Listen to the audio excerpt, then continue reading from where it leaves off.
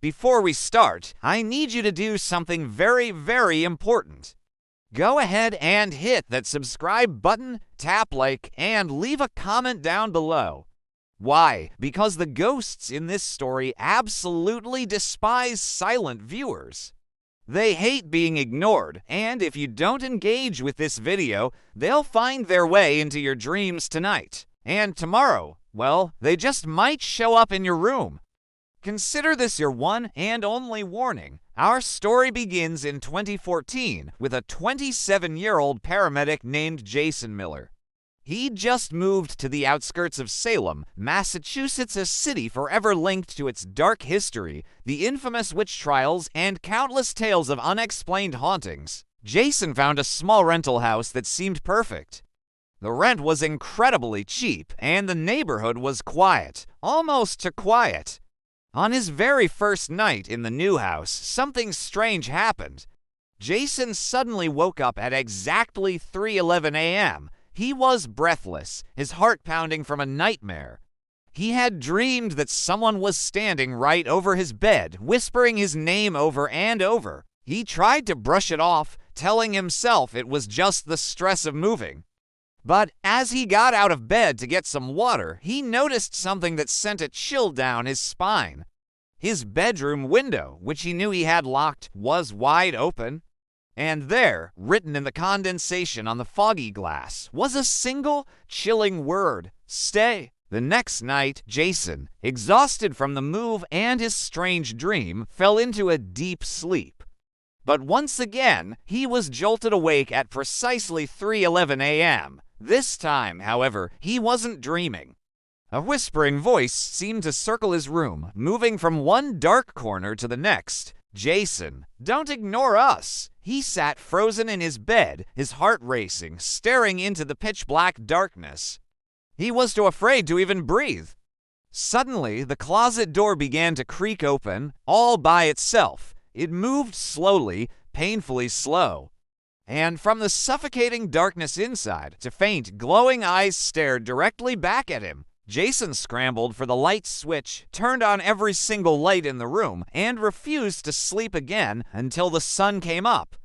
On the third night, he knew he needed proof. He had to know if he was losing his mind. He set up his phone on his dresser, pointing it towards the hallway, and hit record before he went to sleep. He was desperate. He drifted off, and just like clockwork, at 3:11 a.m., the hallway light flickered on by itself. The recording captured the sound of footsteps echoing from down the hall, getting closer to his room. And then the camera caught it. A tall, twisted shadow figure crawled across the hallway wall. Its limbs were bending at impossible angles, like broken branches on a dead tree. Its head jerked unnaturally from side to side as it moved closer and closer to his open bedroom door. The whisper returned, louder this time, filled with a chilling impatience. Why didn't you listen? And then the video file just ended, corrupted. That same night, Jason had another dream. He was trapped inside his own house, but everything was dark and murky, as if he were underwater. He saw himself, still asleep in his bed, but something was standing over him. It was a pale woman with sunken, hollow eyes and long, stringy black hair. Her mouth was stretched open in an impossible, unnaturally wide smile that split her face. She leaned over his sleeping body, her cold breath on his skin, and whispered, "If you don't share this, we'll come for you next." Jason woke up screaming, his body drenched in cold sweat. He sat bolt upright, gasping for air, but that wasn't the worst part. Lying right there on his pillow were several long strands of wet, black hair. That was it. He was done. The next night, Jason frantically packed his bags. He couldn't spend another second in that house. He grabbed his keys, ran to the front door, and reached for the handle. But the moment his fingers touched the cold metal, every single light in the house went out, plunging him into total darkness. The whispering voices returned, but this time there were dozens of them.